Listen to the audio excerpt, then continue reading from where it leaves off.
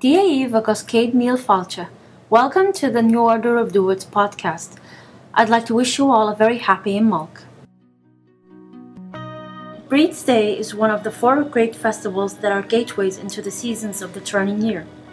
In early Ireland, her festival was known as Imbolc or Imbolc, a name that probably refers to the first milk of the year as it was birthed their lambs, held during the return of new life.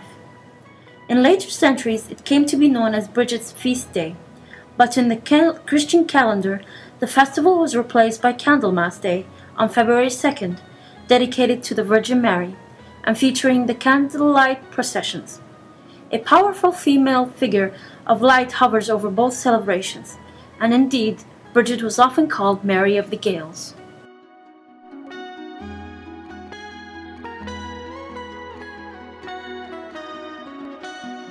Interestingly, when talking about the Festival of Breed, you can only find it in Ireland, Scotland, and Manx. It is not mentioned in Wales or Cornwall.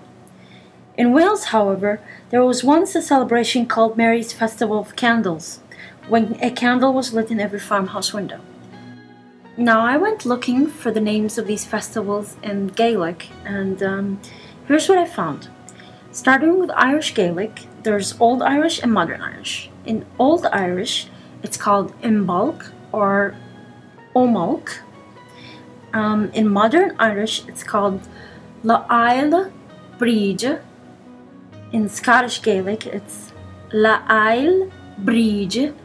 There's just a tiny bit of a difference between Modern Irish and Scottish Irish in this name. In Manx, it's Lal Brise. So who exactly is Bridget? You'd think it's an easy question to answer, but it's not. You see, Bridget's origins have been lost in time, and in later years it became very hard to distinguish between the Saint Bridget and the Goddess Bridget. There are many names that you can call her. Bridget, Breed, Vraid, even Brisa in the Isle of Man. However, it is thought that the name might have been actually a title. Some scholars believe that it originated with the Sanskrit root birhati, which means high or exalted one, giving us words such as brig of a ship today. A 10th century glossary called Cormac's Glossary describes the goddess Bridget as one of the Tuatha De Danann, the daughter of the Dagda, yet also she was known as the mother of the 3 gods of Danu, which perhaps reflects an earlier matrifocal or woman-centered tradition. The writer, a Christian monk of Cashel, calls her a woman of wisdom, a goddess whom poets adored because her protection was very great and very famous. Since discipline of poetry, philadecht, was interwoven with seership, Bridget was seen as the great inspiration behind divination and prophecy, the source of oracles. Cormac goes on to say that she had 2 sisters, Bridget the physician and Bridget the smith, but it is generally thought that all 3 were aspects of a triple goddess of poetry, healing, and smithcraft, all magical arts of transformation. Elsewhere, Bridget is described as the patroness of other vital crafts of early Celtic society like dyeing, weaving, brewing, and she was a goddess of farm animals, especially cows. Bridget is deeply associated with the country of Ireland, where to this day some Irish rivers bear her name. She had 2 oxen called Fa and Favan, who gave their names to a plain in County Carlow and one in Tipperary. She was also the guardian of Torc Tria, king of the wild boar, whose name was given to Tria Hern, a plain in West Tipperary. These 3 totem animals used to raise a warning cry if Ireland was in danger. In the mythic history of the Tuatha De Danann, she was both the daughter of the Dagda and wife of his enemy, the Fomorian king Breis.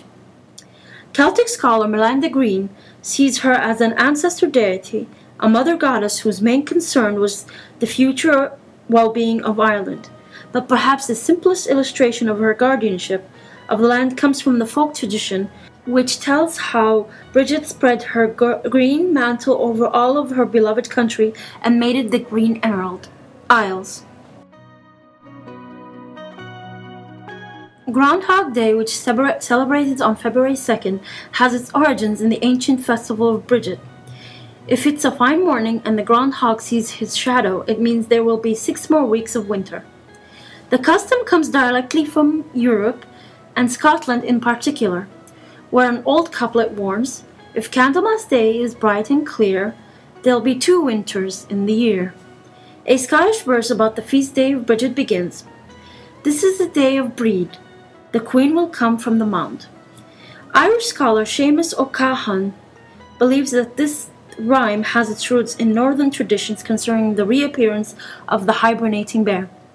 For this is the time when the animal world begins to stir from its winter sleep in the depths of the earth, and life and light is ushered in by Bridget, the Queen. Here are some simple ways to celebrate Bridget's Day. As it is traditionally a time for purification, clean your house. If you have any Christmas greenery lingering, burn it now. If dandelions grow wild in your area, gather the leaves and wash them thoroughly and eat them in your salad. These plants, whose golden faces remind us of the sun's return, are sacred to Bridget. Measure a colored ribbon, then put it out on your doorstep or on a bush in the yard, for Bridget to bless as she comes by tonight. In the morning, pull it tight and measure it again to see if it has grown. You now have Bridget's mantle, which can be used for healing. In the evening, fill your house with lighted candles, especially white and green ones.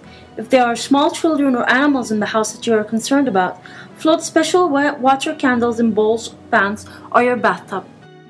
These are just a few of the ways that you could celebrate Imbolc. I'd like to end this podcast with an invocation to Bridget by Mara Freeman. We welcome you, Bridget, on Candlemas Eve. We pray for your blessing, new life to receive.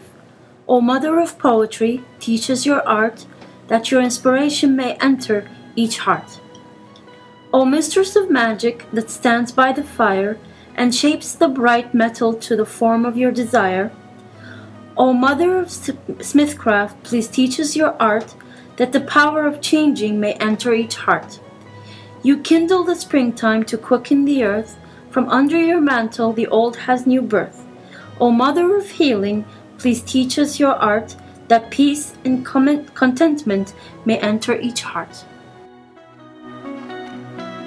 Well, we've come to the end of our podcast, and I hope you've enjoyed it as much as I've enjoyed bringing it to you. You'll find all the notes and acknowledgements for this podcast on the podcast page.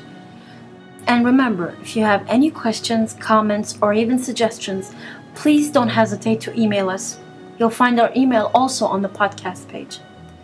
So from me, your host, Maya, and the New Order of Druids, Slán go fóill!